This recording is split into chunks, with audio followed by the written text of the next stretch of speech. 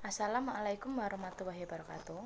Perkenalkan, nama saya Agnes Widiana, NIM 41211130, jurusan Ekonomi Syariah D. Pertanyaan pertama, apakah masyarakat awam perlu diberikan pengetahuan ilmu kalam? Uraikan alasan Anda dan sertakan metode yang tepat untuk menerapkan ilmu kalam kepada mereka agar tidak salah memahami konsepnya. Menurut saya, masyarakat awam perlu belajar tentang ilmu kalam, walaupun hanya sebatas dasarnya saja karena ilmu kalam sangat berguna. Seperti yang dikatakan oleh para ulama kalam, bahwa belajar ilmu kalam hukumnya itu fardu kifayah. Harus ada di antara umat ini yang mau serius untuk mendalami berbagai aliran filsafat barat modern, kemudian dibongkar kelemahan mereka serta ditunjukkan mengenai kebenaran Islam.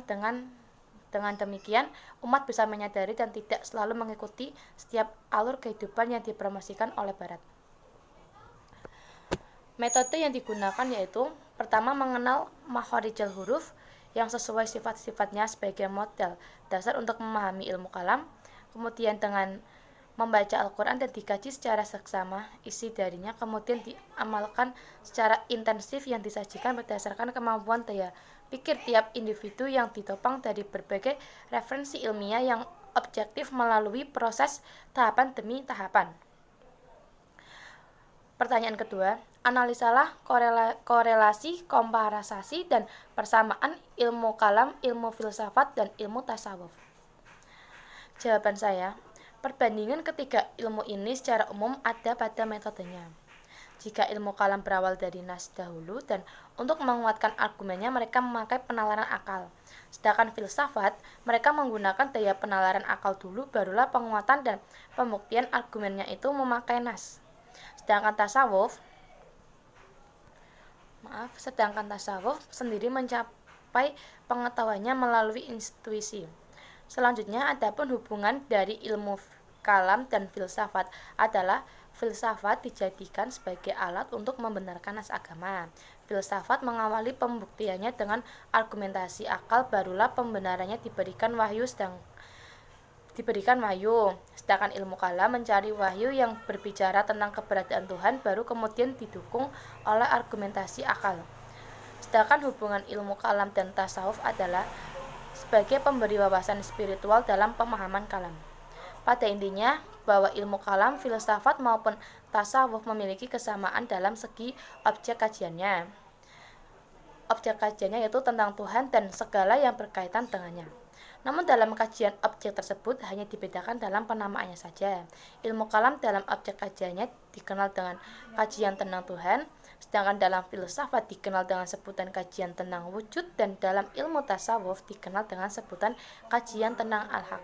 Akan tetapi pada dasarnya ketiga ilmu tersebut mengkaji kajian tentang Tuhan dan segala sesuatu yang berkaitan dengan Tuhannya. Pertanyaan ketiga, tulislah pemikiran kalam aliran Khawarij, Murji'ah, Jabariyah, Qadariyah, Mu'tazilah, Asy'ariyah atau Maturidiyah. Kemudian aliran manakah yang mendominan di Indonesia dan mengapa aliran tersebut diterima? Pertama, aliran Khawarij. Aliran Khawarij itu berarti orang-orang yang keluar barisan Ali bin Abi Thalib. Golongan ini menganggap diri mereka bahwa orang-orang yang keluar dari rumah dan semata-mata untuk berjuang di jalan Allah. Kemudian aliran Murji'ah. Aliran ini disebut juga Murji'ah karena dalam prinsipnya mereka menunda persoalan konflik antara Ali bin Abi Thalib, Muawiyah bin Abi Sufyan, dan kaum Khawarij pada hari perhitungan kelak. Oleh karena itu, mereka tidak ingin mengeluarkan pendapat tentang siapa saja yang benar dan siapa saja yang kafir di antara ketiga kelompok yang bertiga itu.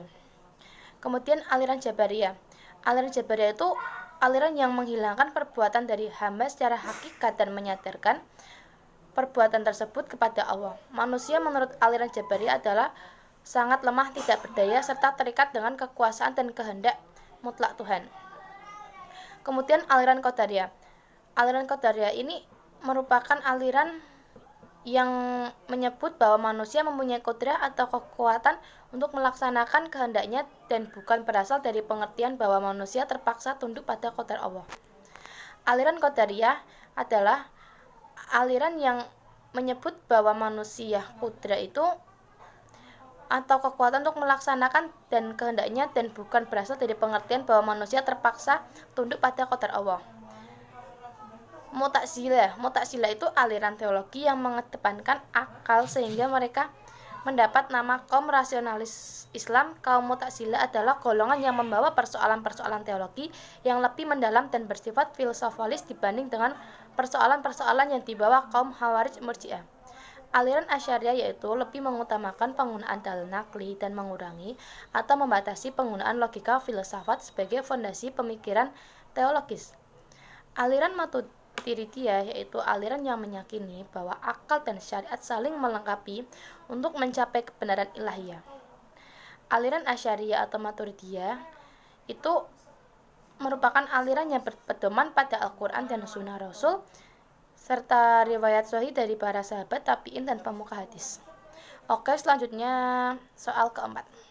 Analisa perbandingan aliran kalam mengenai pelaku dosa besar, iman dan kufur, perbuatan Tuhan dan manusia, serta sifat-sifat Tuhan dan keadilan Tuhan. Pertama, pelaku dosa besar. Untuk Khawarij yaitu orang mukmin yang melakukan dosa besar adalah kafir dan di akhirat kekal di neraka. Selanjutnya Murji'ah itu orang mukmin yang melakukan dosa besar tidaklah dikatakan kafir, tetapi mukmin fasik, atau disebut juga tetap mukmin karena ia masih beriman kepada Allah dan dikatakan fasik karena ia telah melakukan dosa besar dan di akhirat diserahkan kepada keputusan Allah Subhanahu wa taala. Lalu Mu'tazilah ini mukmin yang melakukan dosa besar tidak dikatakan kafir, melainkan fasik dan menempati posisi di bawah mukmin dan di atas kafir. Maksudnya itu dengan nama lain al-manzil bain al-manzilatain. Selanjutnya iman dan kufur. Untuk aliran Khawarij, iman adalah amal perbuatan seseorang yang dikatakan beriman jika perbuatan menunjukkan ketaatan kepada Allah dan Rasulnya. Kedua, Murji'ah. Iman dalam pandangan Murji'ah adalah tasdik bil qalbi, artinya pembenaran dalam hati.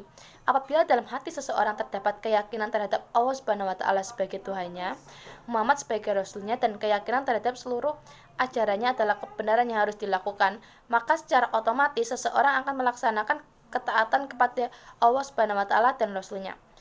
Lalu Mu'tazilah itu iman menurut Mu'tazilah adalah ma'arif, pengetahuan tentang Tuhan yang dibuktikan dengan perbuatan, dan kafir manakala tidak memiliki pengetahuan tentang Tuhan. Selanjutnya perbuatan Tuhan. Aliran orang Mu'tazilah berpendapat bahwa perbuatan Tuhan hanya sebatas pada perbuatan yang dikatakan baik. Namun tidak berarti Tuhan tidak dapat berbuat perbuatan yang buruk. Tuhan tidak melakukan perbuatan buruk karena ia sendiri mengetahui keburukan dari perbuatan buruk itu sendiri. Kelompok Asy'ariyah tidak menerima paham Tuhan kewajiban Tuhan dapat berbuat sesuka hatinya terhadap makhluk. Karena alasan inilah aliran ini menerima paham pemberian beban di luar kemampuan manusia. Aliran Maturidiyah yaitu aliran yang berpendapat bahwa perbuatan Tuhan hanyalah penyangkut hal-hal yang baik saja. Selanjutnya perbuatan manusia, mulai dari aliran Jabariyah. Semua perbuatan manusia bukan atas kehendak sendiri, namun ditentukan oleh Allah Subhanahu wa taala. Setiap perbuatannya baik atau buruk, Allah semata yang menentukannya. Manusia tidak.